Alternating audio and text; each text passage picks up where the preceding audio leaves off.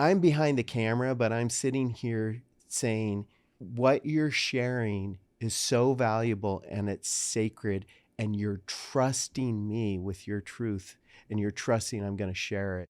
The documentary 10 Minutes to Live, why is that the name? There's this study that asked suicide survivors how long did they think about suicide before they tried suicide, and they came up with 10 minutes.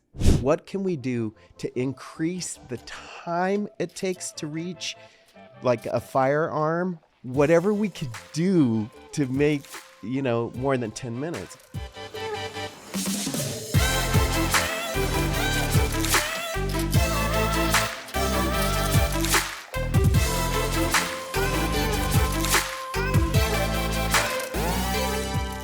Today's episode is something very special and a first for the Sick Burn podcast.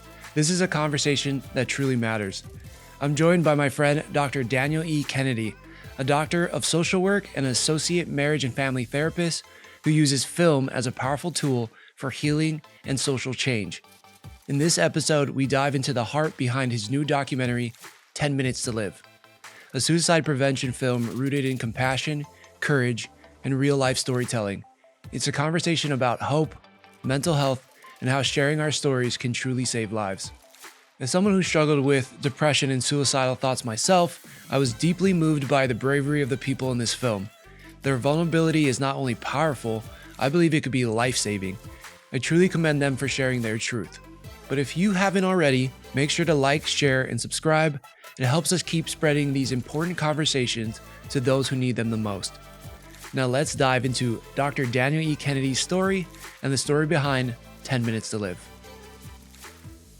Well, Daniel, thank you so much for joining me today. You were here at the start, at the genesis of the Sick Burn podcast before I even knew how an episode was gonna look, and it's so wonderful to have you here with me. Thank you for showing up, and also thank you for creating the work that we're gonna be talking about today. Yeah, the reason why I'm here, Thomas, is because the first time I met you, I felt your heart and I saw your vision, and you're authentic. And so for me, it's a blast to be here with you. Okay, I appreciate it, man. That's way too kind. We have all these crazy experiences, and you've had a legacy of honing your craft, of learning sociology and psychology. Can you give the audience a little bit about your background and how you got to where you are now? Yeah, when I went to college, I didn't know what I wanted to do. And so I thought, well, business school. And then I couldn't get into business school. I was going to San Diego State, but there was an opening in economics. I'm like, close enough. Okay. What I didn't understand, though, was why was the economics department in the School of Social Science? Why wasn't it in the business part, building? And I soon discovered, economics is social science because it studies the behaviors of people. Yeah, it talks a lot about money, but it's about the behaviors. And I discovered my true love, which was behavioral. I don't want to say medicine, but what makes a person decide? What motivates a person? And that's how I kind of got on my journey to become a therapist and then get my doctor of social work. Yeah, absolutely. That's incredible. It is interesting how life puts you on this path, and then all of a sudden that path leads to somewhere else, and you kind of get just driven by it. That's definitely the case for me when it came to aviation. But now with this podcast and diving more into mental health, and I'm not a mental health professional, but I love learning about it. I think this machine that we have and how our brain operates and to your point, motivates us and kind of drives us to do the things we do is so incredible.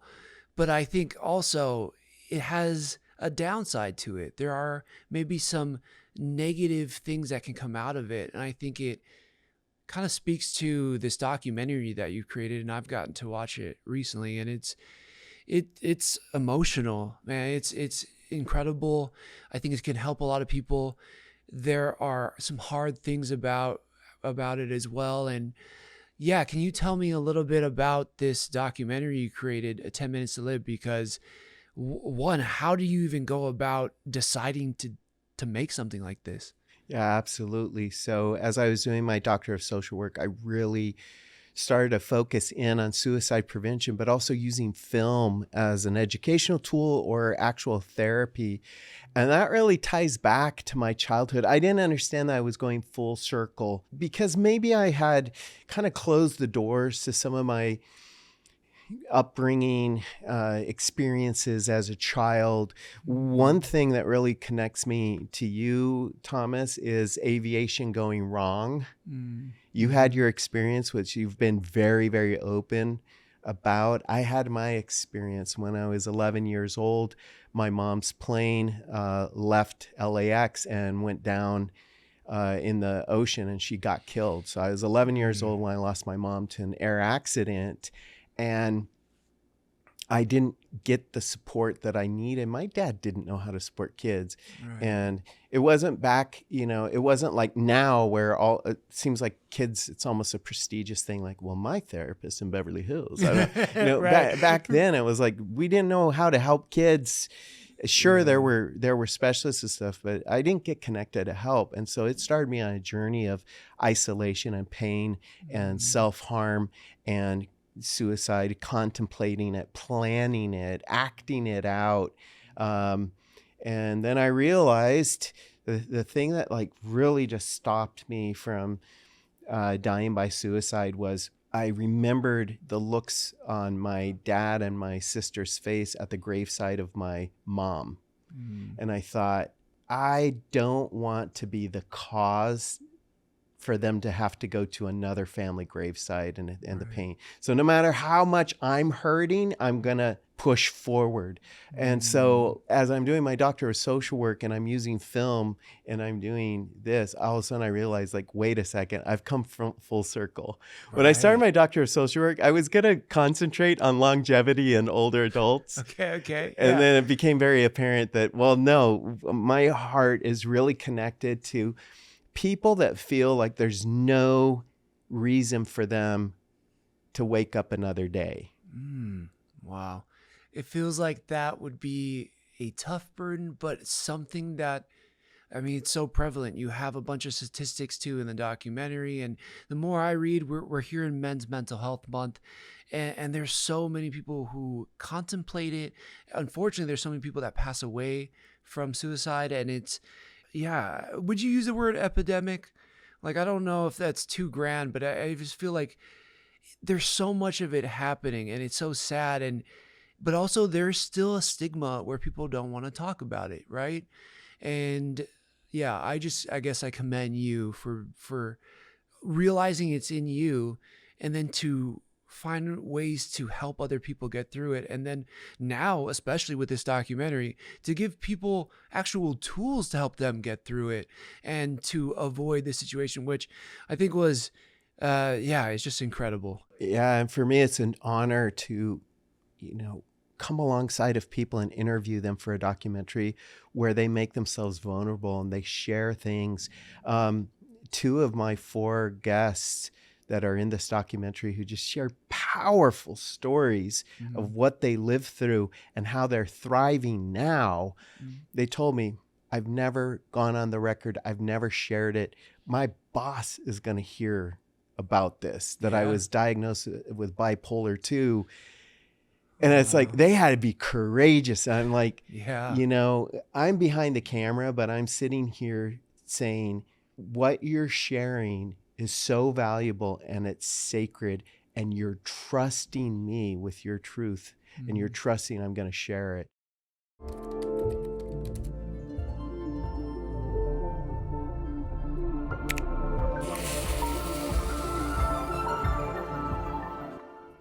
The documentary, 10 Minutes to Live.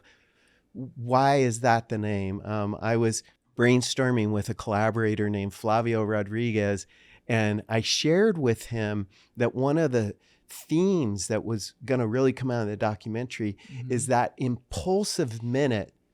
And there's this study that asked suicide survivors, how long did they think about suicide before they tried suicide? And they came up with 10 minutes. That was very, very impulsive. It's not a lot of time. No, it's not. So what happens is they go into a different part of their brain where they're not engaging the frontal lobe, and they get this tunnel vision, and it's like the mission is to end the pain Right. this way. And what the studies have found is that if you can put any kind of deterrent, even a conversation that helps them get past that 10 minutes of impulsivity, the possibility that they'd be open to getting help, it increases dramatically. Right. And so when I say 10 minutes to live, I'm talking about that window. What can we do to increase the time it takes to reach like a firearm or the distance, whatever we could do to make, more than 10 minutes. I did another documentary, and the interview was with a guy named Steve who jumped off the Coronado Bridge. And in his testimony in the documentary, he says this. He said, as soon as my hand left the rail, I was like, I want to live. Wow. And that's very common, that people realize in the middle of it that they want to live. So wow. if we can deter it. So this is like a different approach, because mostly when we talk about suicide prevention, we're really focused on be alert, be aware. And this is all really important. Be aware what people are saying, check in with them, the signs. But we don't talk about the practicality of, like, if you are a firearm owner, how about locking it up? Yeah. Yeah. Because 80% of all deaths by firearm happen with a firearm in the home. Yeah, I will say, I mean, this is kind of touching me on a very personal level. In my wife's family, somebody just experienced loss of life through this same kind of situation. And and you see it affects the whole family. It does, and it affects society. So when we're able to help a person get help and then go on and find meaning in their life and thrive, it benefits all of society. There's this ripple effect. And when a person decides to die by suicide, they're not contemplating. They don't think their life is that valuable. But then when you see how many people, hurt because of it, it's like, well, they're hurting because that life was valuable. Yeah. And so this approach right. is very much the practical side of it. If we can inspire people. I remember once post-surgery, my daughter was prescribed some kind of like Oxycontin opioid, you know? Yeah. But take a few of those, that could be deadly. And she's like, I don't even think I need any of these, Dad. And I asked Which you were probably happy to hear. Yeah. So, because they're so addictive, right? So I asked her, I said, would you mind if I just kept them in the safe locked up? She said, sure. And it wasn't really to protect. I didn't think there was one person in our family that was at risk. Right. I was just being responsible. I interviewed a doctor who specialized in addiction medicine, and Dr. Ronit Lev, pointed out, and another person I interviewed for my documentary, Kurt Michael, they pointed out, we always, when a baby's coming home, it's just part of our culture to make the house baby safe. Right. Yeah. Just make the home safe for babies. So, we put those little plastic plugs in the on all outlets. The sharp corners. And right. And they're like, we need to continue that culture for the different age groups. So why can't we just make our homes safe when it comes to medications, when it comes to things that could be used, like ropes, knives, firearms, like make our home more secure. Yeah. And it's one of those things you probably don't think about it unless you're in that situation. But I love that this documentary is also bringing this to the forefront. Yes. It also is a great way to think about it. As we get older too, when you were saying when you were younger, looking at your sister and your dad, our emotions kind of fluctuate so much, and any given day, we could something could set us off, and at that age you don't really have a good breath of like how life is going to go and all the opportunities that will come your way as you age. And so everything feels so important, it feels so all consuming. And yeah, just making sure that everything is safe around the home, so that for the one in a million chance, that you've given them a little bit more time, as I think this documentary is really doing an amazing job of pointing out. And I think this podcast too, lots of people are going to be listening, and have they ever thought about, well, they made their house childproof, but they have firearms in the home. Yeah, Are they storing ammunition in a separate lockbox? Are they doing the basics? right. And according to statistics, most guns at home are not secure, Mm-hmm. because lots of people will ask me, like, so are you anti-gun? Are you going on a campaign to get guns off the street Yeah, and everything? that's a great question. Yeah. And I guess there's like an estimated 800 million firearms in our nation. Like, it'd be impossible. There's not That's storehouses like 3 for every person. yeah. Almost. So you can't, that whole thing of like, get guns out of what? No, what we're saying is, if you have a firearm, Mm-hmm. what are you doing to make your home safe? Yeah. And we're avoiding the whole gun debate. Like, we're not going there, Mm-hmm. because that's not our end game. Our Right. end game is keep your family safe. Yeah, And exactly. I'm going to say this statistic again. 80% of deaths by firearm happen in the home. Mm-hmm. That's accidental, that's suicide, that's homicide, or whatever.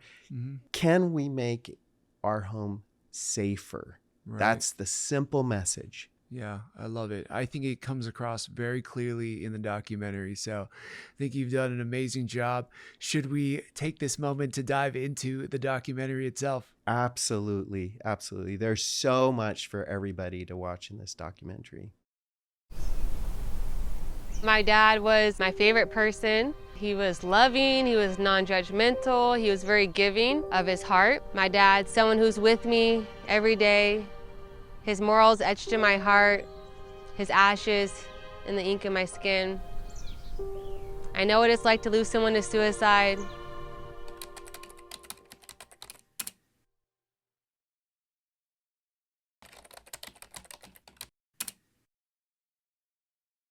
You have this incredible intro. It opens up with Maria in Oakland. How do you go about finding her? How do you get her to share this story? Because, I mean, it is so personal, and it seemed like it was, tougher to talk about, and yet she was very articulate and clear about it. Yeah, tell me a little bit more about Maria and that part of the documentary. I met Maria Wright, who is now Dr. Maria Wright, because she was wow. one of my classmates in our Doctor of Social Work at USC. Oh, wow. And when I started working on suicide prevention and film, I was surprised that in my class size of only 16 people, 3 had lost a loved one to suicide. Wow. And Maria courageously agreed to sharing her story of losing her dad to suicide.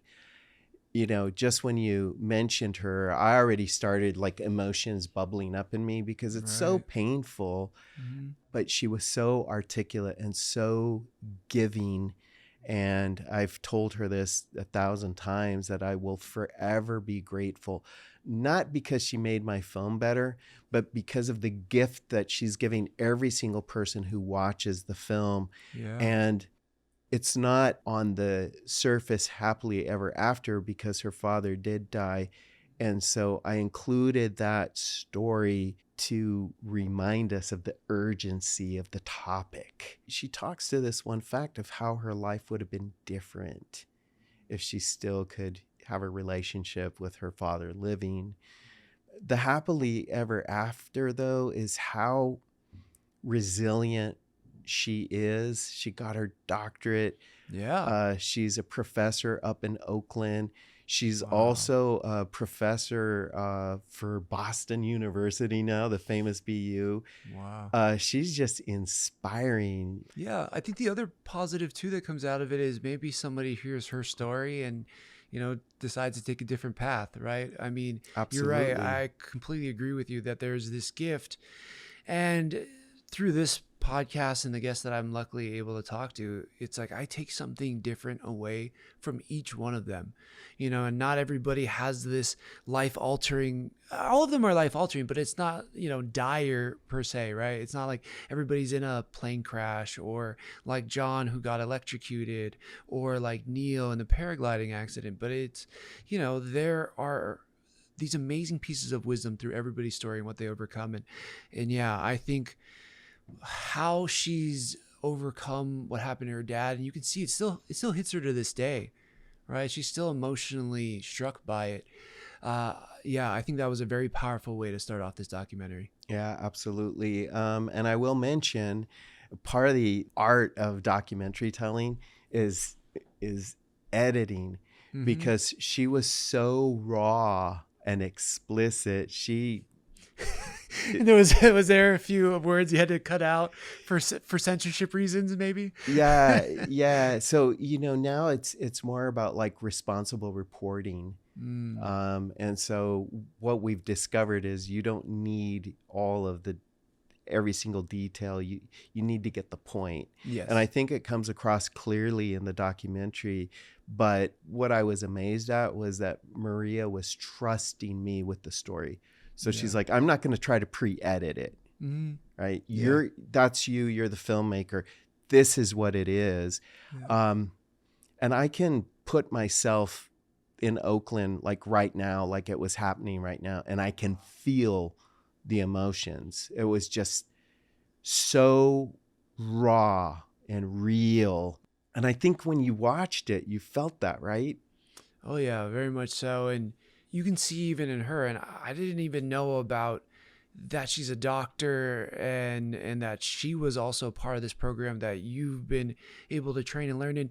But yeah, I think it almost transcends your study. Like, what is actually happening, the biology in your body and your brain, and yeah, it transcends that. It becomes a feeling, right? And it really does. It just exudes out of her. And yeah, I think again, it was this powerful way to kick this whole thing off. Yeah, and as a filmmaker, like I fight back the tears. Yeah. I fight back the tears because I don't dissociate. I don't disconnect. I listen and I connect to the person that's in front. But I've had people say, I wouldn't want to tell my story to anybody else, because you actually are listening and you care, and I can feel that even though you're behind the camera. I also spend time afterward. So I'm a therapist, and I tell people, we're making films, we're not doing therapy. We are not in a therapy relationship. Right. To make that distinction clear. Yes. And I think that's important. Yeah, absolutely. But the therapist in me doesn't say, okay, cut, great, thanks, see ya. Right. Like we'll have You'd plans. be a pretty brutal therapist, I think, in some ways, if you did that. Absolutely. And, I have to be aware that they could be re-traumatized, right? Yeah. So we'll go out for a coffee, we'll talk about, we'll break it down.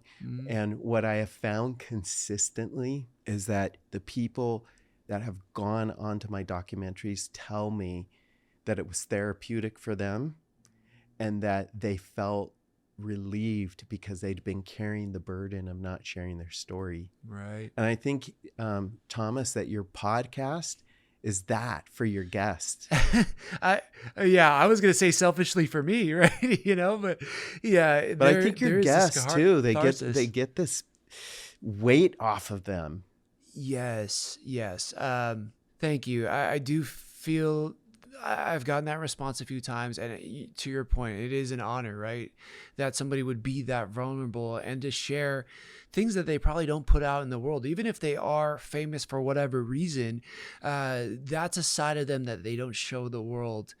But you're right. And I'll just talk about myself in this situation. It's like there were so many elements that were tough in recovery that went beyond just the physical pain, right? The scars that people saw and the burns that I was trying to heal from. But there was this weight, to your point, that I didn't know how to get it off of me. And yes, I think through this podcast, being able to share kind of the deeper, darker thoughts and feelings through that recovery, I feel it And then, yes, I think you can see it in your guests. And I don't want to jump too far ahead. We should definitely go to the next scene in the documentary. But as you get to the end of the documentary, a few of the people you're interviewing, you can see them kind of break down, but from a different side.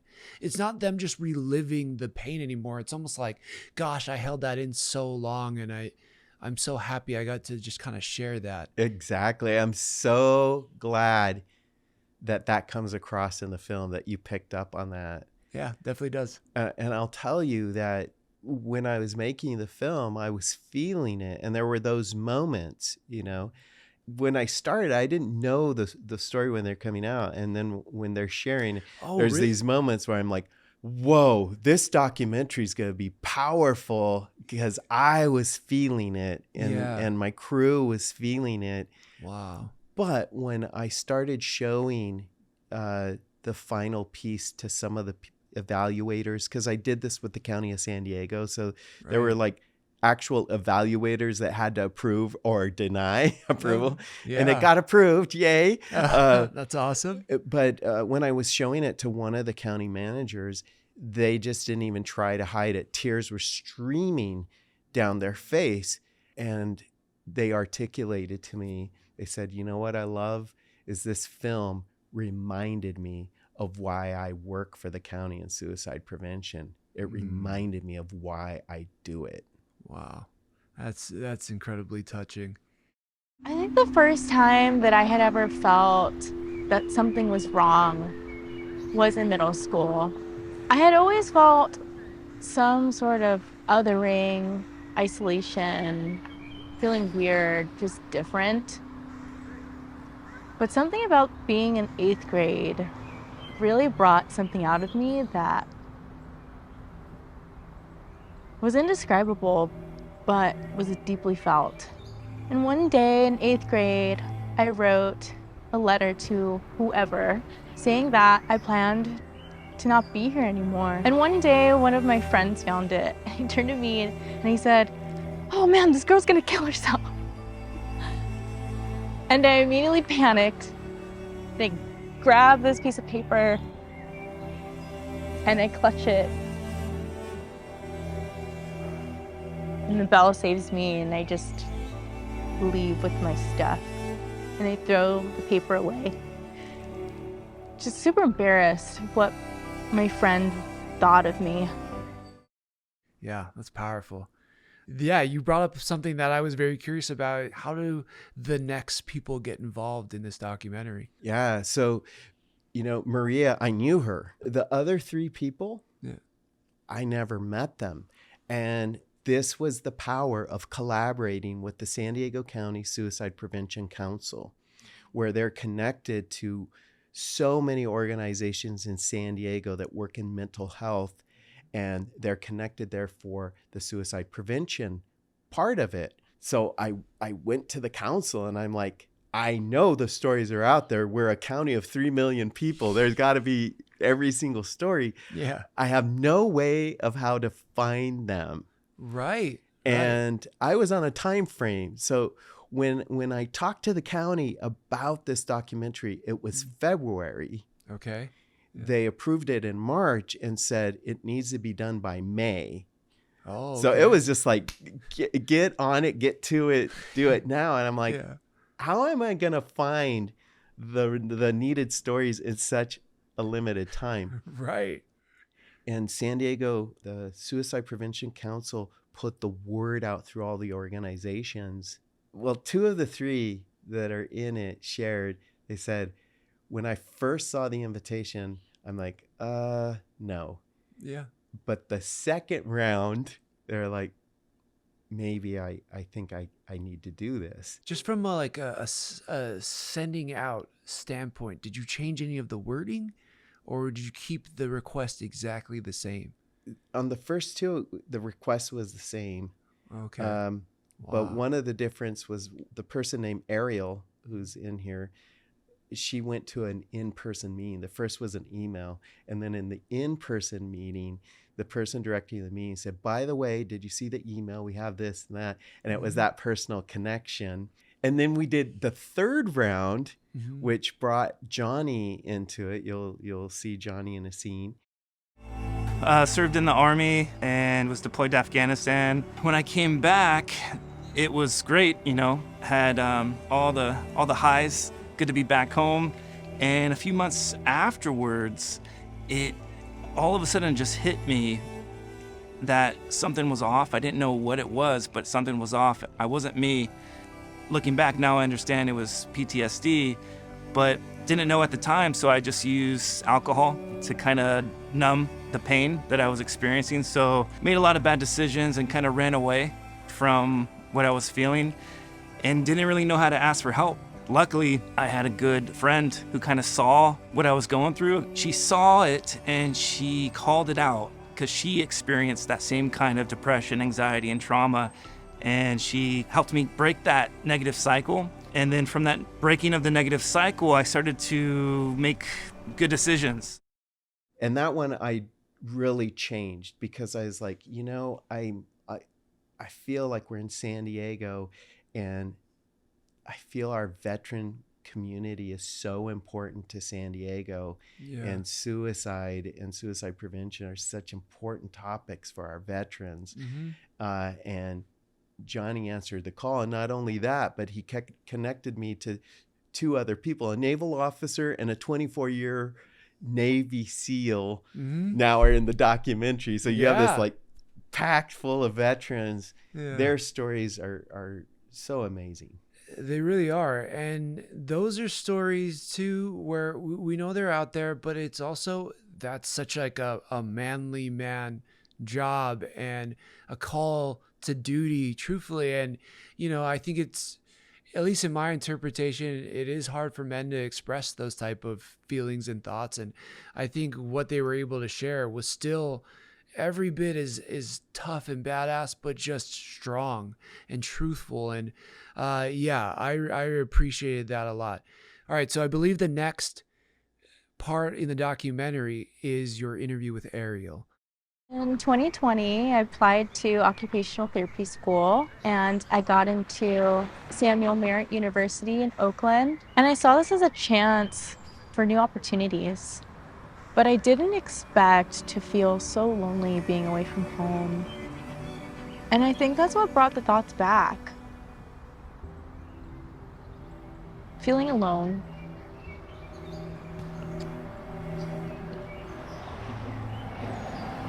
I'm just re-experiencing what that was like.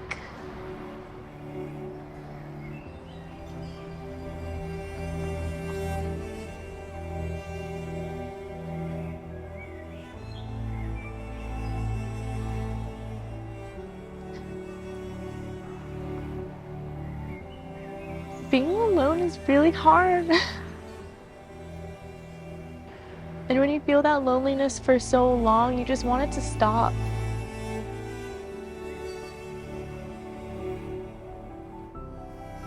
And I just wanted to find a way out, because I was so tired of feeling like this. And my way out was that bridge. And this one for me was very touching, because talk about raw emotions. There are several times in the documentary where you can just see her tearing up and crying. And wow, that one was that was tough for me to watch. It did. I could feel the emotions welling up in me. Tell me about your experience with her. Yeah, Ariel, she is a remarkable woman, young woman. Yeah. Amazing, that I had no idea existed. But let me tell you how, this was miraculous to find Ariel. I knew that I wanted to film at the Golden Gate Bridge because they had finished finally the suicide deterrence and the netting system. Oh my gosh. And we want that to happen in San Diego. And I wanted to get on film, what is the benefit of spending all that money and building out that system? And so as I'm filming in San Francisco, and they share the statistics that there's been a 75% decline in suicides at the Golden Gate Bridge, which is amazing. I mean, what a huge number. That's a massive percentage shift. And as I'm doing this, I'm the filmmaker. I'm like, okay, I just filmed beautiful footage of the netting system, great statistics. I just filmed great facts and figures I don't have anything with heart, anything that's going to touch the heart. Like, Yeah. I should have not come up to San Francisco without working harder to find somebody that has benefited from this Yeah. and interview like a lived experience of, because of the deterrence at Golden Gate Bridge, Right. I'm living today because they had deterrence in place. Mm-hmm. And I'm like, well, we'll figure it out later. Okay. And how soon does later come? A month later, so I'm like halfway on my timeline. Like I'm like pressured. Yeah. And We're like, dang, because it's probably in your mind, and don't let me put words in your mouth. There's like a clear gap here. And you're like, how do we fill this gap? absolutely. And at that moment, I only had Maria's interview. I didn't have any lived experiences. But what I had on paper sounded impressive. I had the nation's leader researcher from Harvard University on lethal means, Catherine Barber. Amazing. Yeah. I had from the Jedi Foundation, which is one of the biggest mental health, the senior researcher, Kurt Michael, Dr. Kurt Michael. I had Dr. David A. Jobs, the director of the Catholic University in Washington, D.C. Yeah. Suicide Prevention Laboratory. There's a lab for that. I had the nation's, The best of the best. I was like, wow, this is an impressive list of professionals in these fields. but you don't want to watch facts and figures. Right. And I'll tell you that I have like an hour interview with each of them, and they're probably on camera for 40 seconds. Yeah. Because what we want is to hear the person who benefited from all that, the live story, their struggle, how the hero's arc, they went from suicidal to now they're thriving. Yeah. And Ariel answers the call. Yeah. Absolutely. And she's like, I went to the Golden Gate Bridge I'm like, what? So I didn't find the story in San Francisco. It was in my backyard. Right. Yeah. Which was incredible. Like Miraculous is what I called it. Right. And I love that. That's because I was wondering if you found her being in San Francisco or in San Diego. And then at the end where it says like she comes back to basically live her life and then contribute to society here in San Diego. I was like, what? That is just an amazing connection. It's just amazing. And sometimes documentary makers will say a story will tell itself. You just roll camera. I guess I repeat this over and over, but so now it's on your podcast. Okay. The difference between like a narrative film, like, fiction, or a documentary and nonfiction. In fiction, it just depends on how good of a writer you are. Because if you want to say that the clown on the unicycle also could spit fire, and thrived in kryptonite, or like you write that. Yeah. In documentary, you have this feeling that the story is out there, and you roll camera and you're just waiting to see some spark. If it unfolds or sparkles or the magic moments or the gold nuggets or whatever. Right. You're not writing it. Yeah. And when you watch this film, it looks like it was scripted because the story just flows. Yeah. I think that speaks to who you are as a person and how you were trying to honor these people and allow them to have a space where they actually share vulnerably. You're right. I mean, we've talked about it before with this podcast and trying to get people in. How do you craft this story? But the thing for me is that it is important that all my guests feel comfortable and just want to share their story genuinely. It's like, I want to ask questions to kind of draw out the mindset and the feelings, but at the same time, it's up to them on what they show up with and what they want to say that day. And I can imagine for you being in these interviews and doing this documentary, it's like, well, I hope that they are able to express truthfully what was going on in their head and their heart at that moment, but you don't know. Right? Don't know at all. And Ariel shared things that when you watch, these scenes or the documentary, it's going to stick with you. you're going to learn life lessons. I don't care who you are. You cannot watch what Ariel shares and not feel it and grow from it. Yeah. And the thing that just is unbelievable to me was that this young, vibrant, with all this potential woman is seriously looking at suicide. And today, she's serving as an occupational therapist working with teens that are experiencing homelessness in downtown San Diego. I remember you telling me you didn't really have a lot of like friends, like not a lot of people that you could hang out with, or just not a lot of people that you felt like you could relate with. Yeah, I was surprised by how hard it was for me. I really thought that I could just move to another city and restart and make all these close connections like I had in San Diego, but it just wasn't happening. Yeah. But whenever I come back home, I get to hang out with you guys. Mm-hmm. I just haven't put much thought into how important the nails have been for me. Oh. And how important you are to me as my friend. I want to start crying too. Oh. I'm curious, what was the thought process in her going to visit her friend and get her nails done? Because it was such a slice of life moment for her, and she opens up to this friend, and that, I think that part was one of the biggest parts, because you can have the talking head, you can be in that conversation and it could come out, but like just seeing her also be vulnerable with someone else in her life, so much of us don't do that, right? Like we have these close friends or family and we don't really tell them, hey, how you doing? Oh, I'm fine. I'm good. But we don't really say like, I'm really struggling right now. I'm having a really hard time. And to see her do that with her friend in this moment was so impactful. How did that get set up and how did it find its way into the documentary? Yeah, I'm a student of documentary filmmaking and a literal student. I have a professor at USC School of Cinematic Arts named Doug Blush, who's been a part of some of my favorite documentaries. 3 years ago, when The Elephant Whisperer won Best Documentary of the Year, Yeah. he was on stage because he was one of the producers. Oh. So I got to see my professor on the Oscar stage as their team received the Oscar.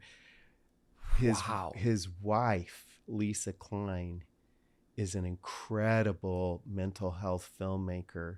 And some of her films, you can look them up and see them. They're worth watching.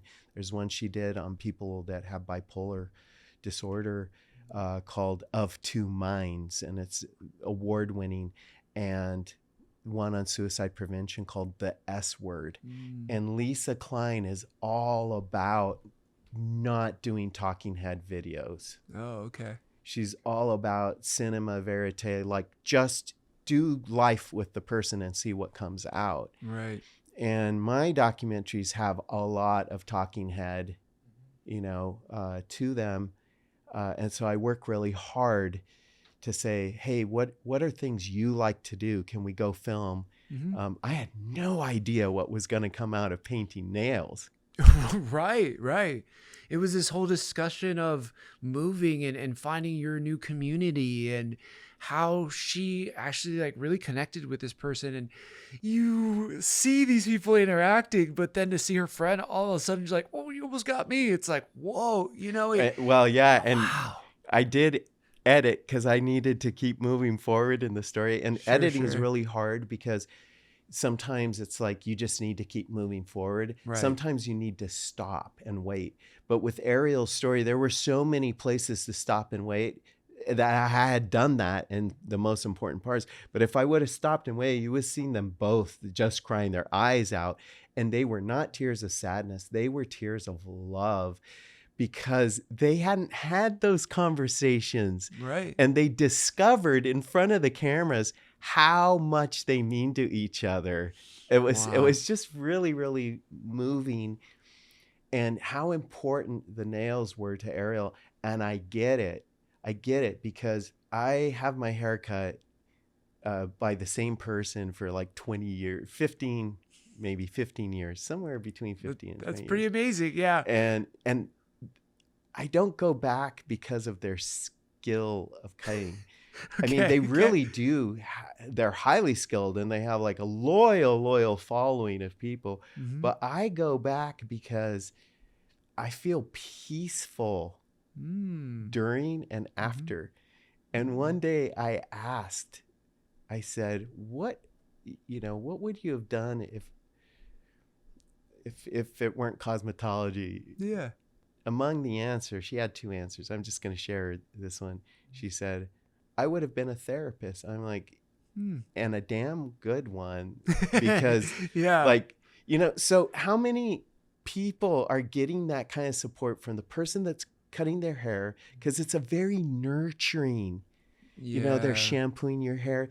It always takes me back to when my mom was alive, and as a little boy, she would shampoo my hair. Yeah. So, and I actually am pretty open. I'll share, like, I'm actually reconnecting with my child right now, or having your nails done. Somebody's really caring and interest. Right. Or maybe this isn't as productive because it's alcohol, but the bartender, Yeah, definitely. here's all the stories, right? Yeah, no, those are, at least for a lot of guys, from what I understand, that's where they go to really open up and share their feelings and everything. But all of these experiences, whatever these situations are, yes, for a lot of people who don't necessarily go to therapy or they don't have a family member, these places become a safe space where they get to open up and just kind of unveil the curtain a little bit as to what's behind the scenes and what they're actually thinking, feeling.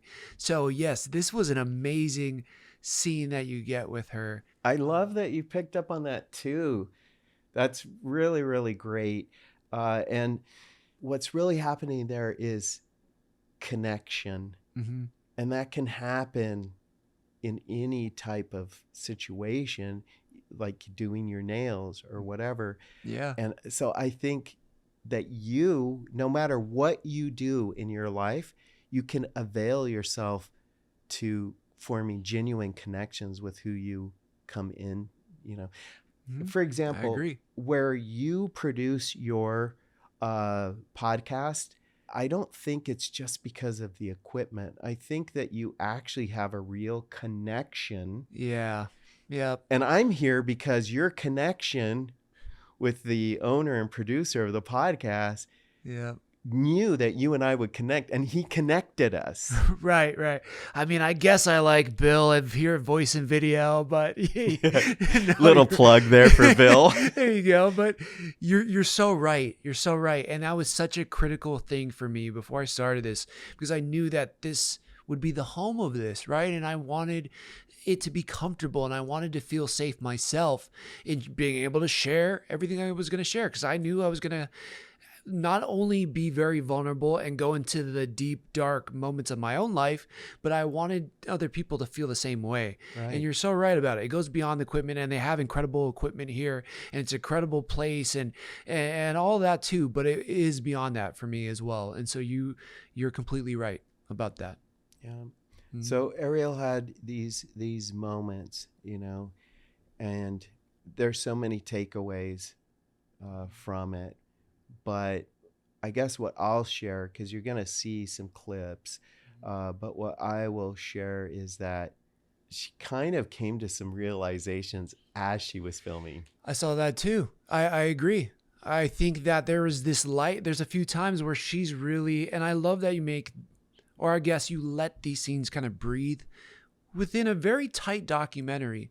But there are moments where you can see her kind of realizing how she's processed this experience, and you can see that light, that light bulb go on, and you're like, she's unlocked something about herself. If we could just talk about filmmaking, there's some things that didn't make the final cut that I'm just like, I wanted them so bad, and my daughter, director's cut maybe. Yeah, well maybe. But my daughter has this incredible intuition, and she always says, I don't like filmmaking, and she's so talented at it. Maybe that makes her even better at it, because she's like, I don't like this. You don't need this. Yeah, so she kind of gives more of like the viewpoint of like an audience. And because when you're filming, you love all of it and you don't want to cut any of it. But I would always say, like, and here's the star. And it's the psychologist, Kurt Michael. I filmed his dog and I was running full speed with my camera with the dog, and you hear him running and panting, and it's just so beautiful. And it like makes this psychologist human and approachable. And I'm like, Right. this, dogs, they're always great. And this is, Right. and the dog is not in the film. And another thing that just really crushes me that's not in the film is our next person is Kamaile.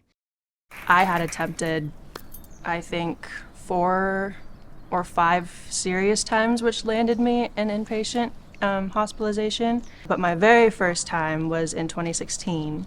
And I had just recently been diagnosed with bipolar 2 disorder.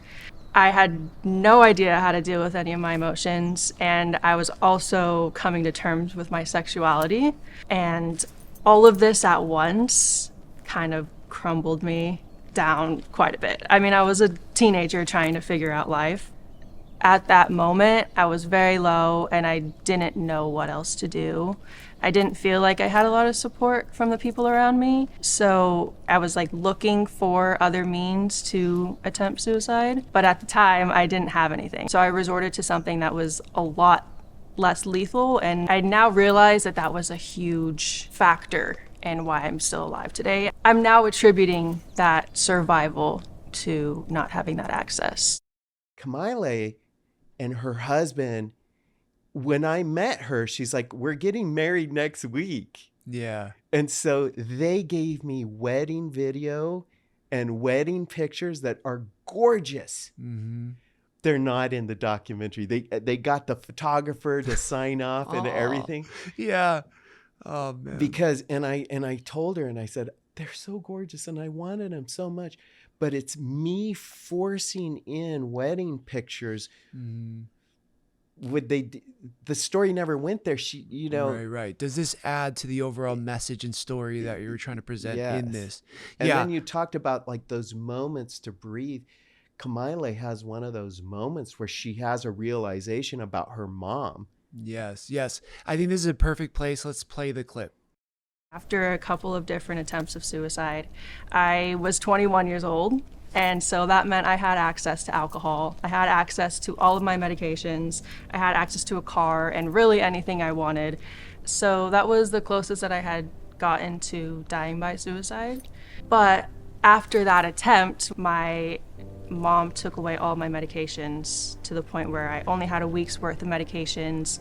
And she took away all of the firearms in the house. She took away anything that was possibly going to lead me to, once again, attempting. And I think it was really important to my survival and to just keeping me alive in the ways that she could keep me alive at that moment. And I did not see that fight that she was putting in for me and how much effort she was pouring into me to stay alive when I didn't want to stay alive for myself, but she wanted me to stay alive.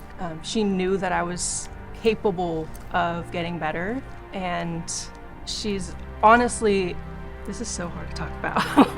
I didn't realize it was gonna be this hard. I've never told her this, but she is the reason why I'm alive today. Yeah, you can see it with her mom in this moment. And she realized how much her mom had done for her to make sure she was alive. And yeah, even for her too, that light bulb goes on like, oh my gosh. Yeah, what did you take from that? Off camera, Yeah. as I'm just talking to her, I asked her, and her response was, I didn't realize, and I haven't told my mom. Oh. And I so hope I get to be in the room and watch the documentary the first time her mom watches it. Yeah. Yeah. Because it's going to be such an incredible experience. As she's telling the documentary, she comes to a realization as well.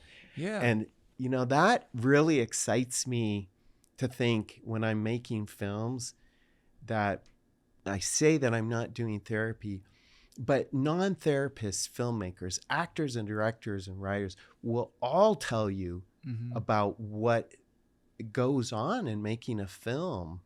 Absolutely. And that's probably why I got so into it as a therapist making film, because I do see film as being a powerful tool for our psychology. Yeah. And not just documentary.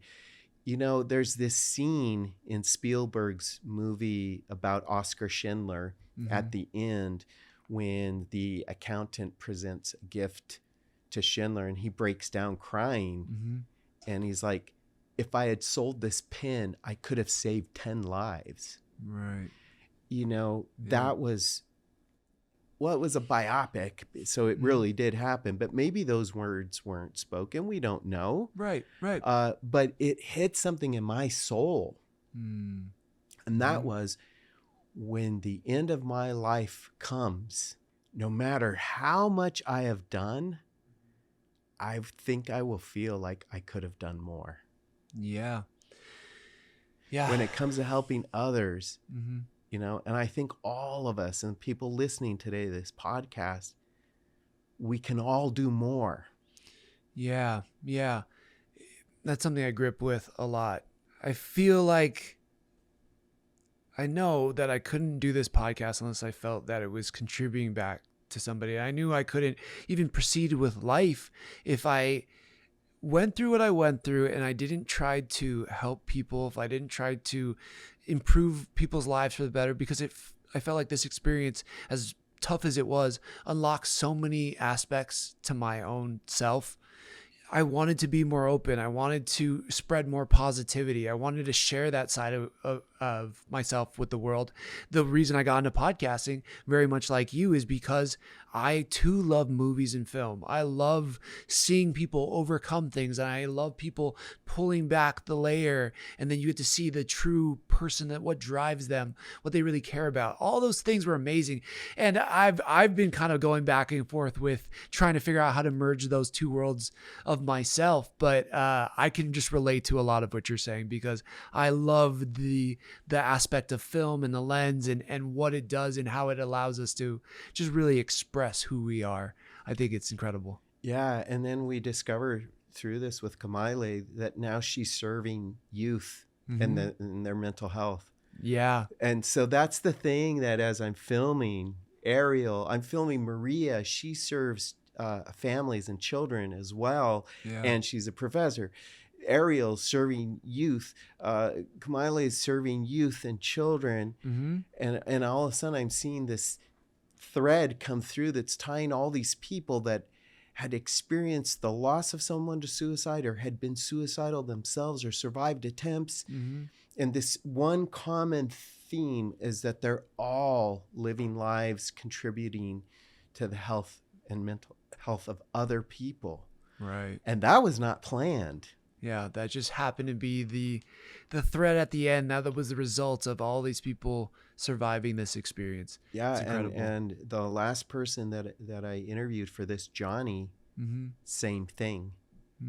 Maybe we could go to a clip with Johnny. Let's do it. Let's check out Johnny's clip now. I needed something, and I didn't really respond to the conventional, traditional route. So I luckily found a really easy and effective form of meditation called TM, or Transcendental Meditation, and loved it. It worked pretty quickly, and I wanted to teach veterans, just like I was, struggling. And one of the greatest joys that I love to experience and see is seeing that hope come back with the folks that I work with, veterans and first responders who have just not had a good night's sleep, or taking pills, isolating, and after a few days, sometimes of them practicing this TM technique, they start to sleep. You see this brightness in their eyes that wasn't there before, and you can feel it. And what I love is their spouses actually notice it first, and they say, keep doing what you're doing. It's not just about the warrior, it's not just about the first responder, it's the spouse and the children that are involved just as much, if not more. So it really nourishes the whole family. What an incredible individual. Yes, tell me about the experience being with Johnny and kind of documenting, a slice of life with him. Johnny's just something else.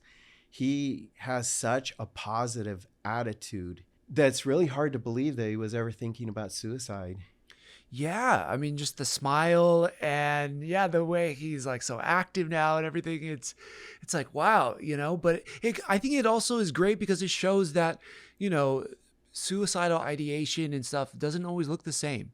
And just because you see someone's face and they're smiling all the time, I mean, one that always comes to my mind that hit me so hard was Robin Williams. He Oh was yeah. always laughing, he was smiling, he was making other people laugh all the time.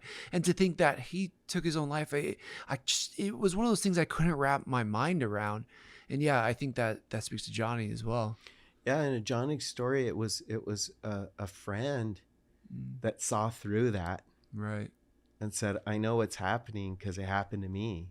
Mm-hmm. In Kamale's case, she has to point to her mom. Ariel pointed to her organization and the work Yeah. she was doing, but also her friend Mari, who does her nails. Yeah. And It just so takes one friend. I think that's what I got from her story. It does.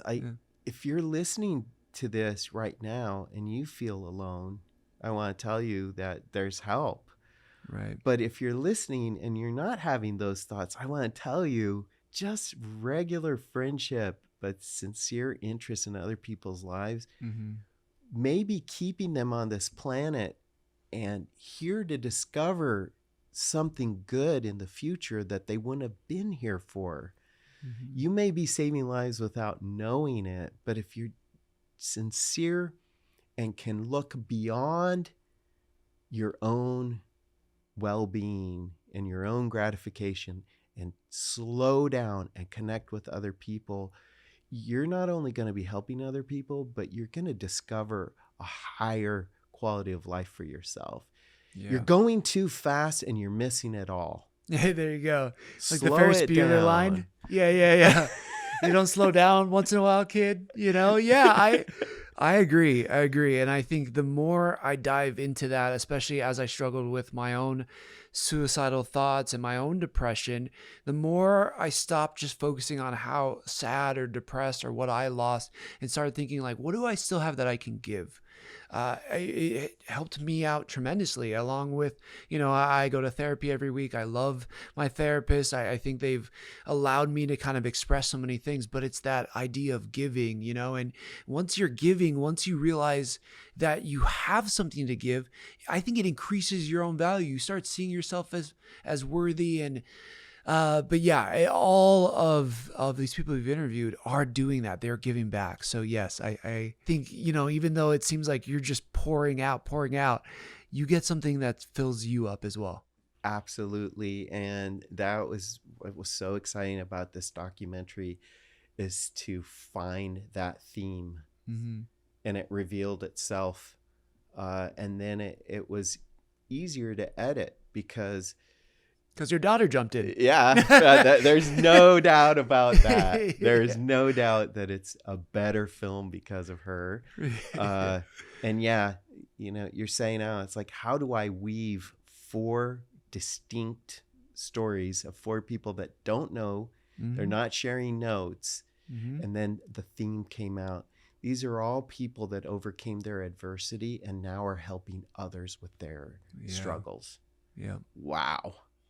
And maybe it should have been more obvious because, people that overcome adversity are more likely to want to help others. But it wasn't obvious to me until it manifested. And then I'm like, there it is. Yeah. Once you had all the pieces laid out, it's now easier to put the picture together. But you're right. I don't think it's always obvious. I feel like I discover things about this podcast all the time that in turn makes me realize things about myself, and it's this amazing thing that you've done. I don't know if anybody would have been better suited to do it than you, with all of your experience, life experience, and then all of your interests, and then this group of people that you're surrounded around, and then San Diego mental health being involved with you. You've assembled this wonderful tapestry of people, of experiences, and put it into this one powerful, concise film.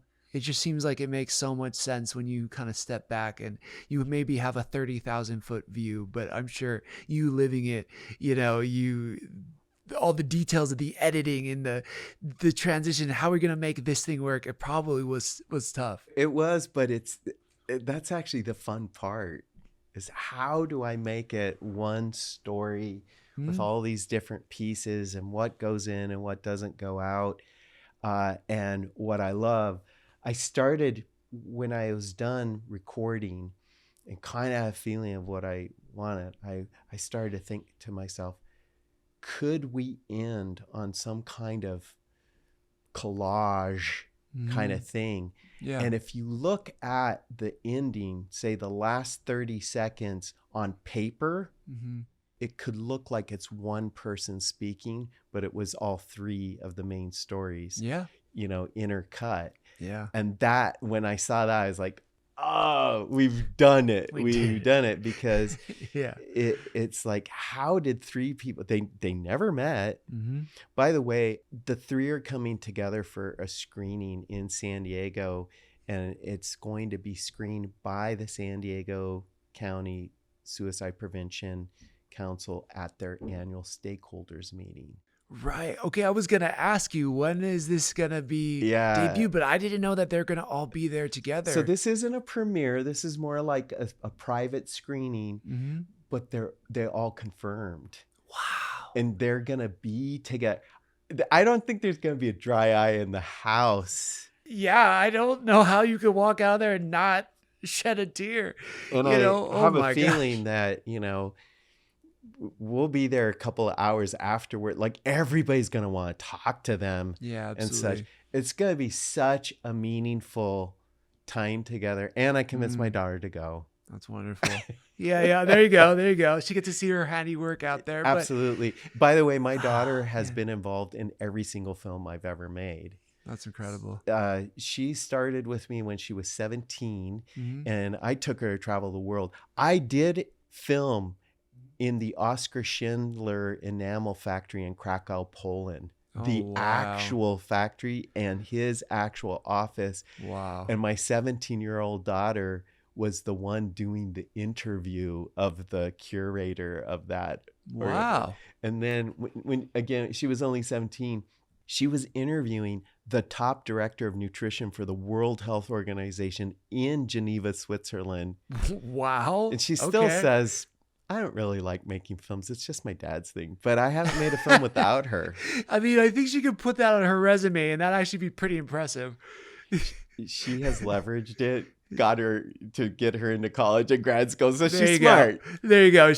That's amazing. She sees the value of it. Yeah. But let's just tie that together. This is a proud dad bragging about his daughter. Right. But let's put this back together. I was a teenager. And I didn't think I'd live beyond my teen years. I didn't want to. Right. And now I'm a dad talking about this daughter doing incredible things. And she's becoming a social worker and going to be a counselor. Wow. So had I not stuck around, that wouldn't have happened. Right. And each person in the documentary, they stuck around and something happened. And this incredible, meaningful moment. I made a 6-minute film with a young woman who almost died of starvation because her mental health journey into anorexia and bulimia took her to breaths away from dying from starvation. So if you ask her, did you attempt suicide? She said, well, not like that, but my end game was to die. So she was starving herself to death. Right. Wow. And our film was shown in Studio City at the theater next door to the Emmys, where the big Emmy is. Yeah. And we're sitting there together watching our film together. And I said, did you ever think that you would have made it? She wasn't a filmmaker. Right. That you would be sitting in a theater next to the Emmys watching your film. And she's like, nope. And she's like, I'm glad I stuck around for this and other things. That's beautiful. So I would just say that things may look dire today, but stick around. Your story still being written, and you can write your story and you can change the ending. Like our tagline for this film, 10 Minutes to Live, is press pause, change the ending. Yeah.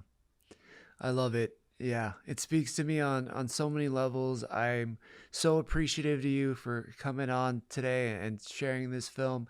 Is there anything else you want to kind of leave our audience with? One, okay, where can people go watch this?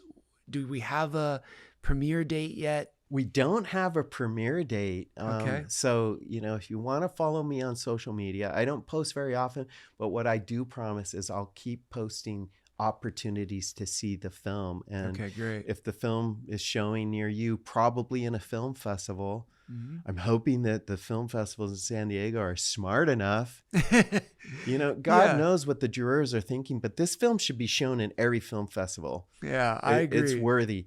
Then I'll get the word out. So my social media on Instagram, I think it's Daniel E, like Edward, but my middle name is not Edward. It's legally E. Wow. Like Sheila E. Okay. I don't know. Okay, So okay. Daniel E. Kennedy Official. If you Official, follow okay. me, maybe you can get that out. We will definitely help you with that. Share the word. I can't wait to watch it with audiences as they receive these stories, as they receive the messages. You are absolutely right that I think this is beneficial for so many people, whether it is showing the value of pushing past these thoughts, these feelings, and realizing that just keep going. Your story isn't written like you were saying. You can decide how this story is going to go. We're not always, I believe, we're not just our thoughts. We're not just our feelings. These things can come and go. It's how we operate in the world. It's how we continue to give back. And I feel it from this documentary. And also it's a great reminder of how to make your home safe. It's a great reminder of, hey, I know you feel overwhelmed right now. I know the pain is so great, but maybe we can just sit with it just a little bit longer. Let's think about it a little bit more. Maybe this is our chance to do something brave and reach out to somebody. Maybe it's a chance to just take a walk, or, there's so many times we want to give into those thoughts and feelings.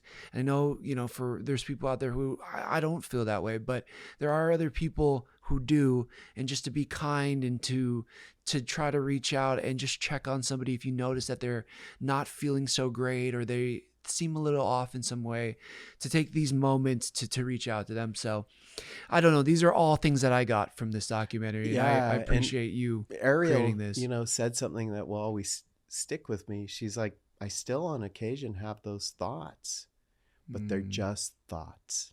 Yeah. And she has found meaning and purpose, and she's thriving. Absolutely. And the people that she comes in you can't come in contact with Ariel and be the same. I agree. I think we got that from that documentary. Well, Daniel, thank you so much for being with me today and for sharing your wonderful work. We're going to be spreading this out to everybody out there, and all the info will be in the show notes and in the description. So thank you so much. That's fantastic. Thank you, Thomas. And it's always a joy to see you. Likewise. All right. I think that'd be it. Yeah. All right. Yeah.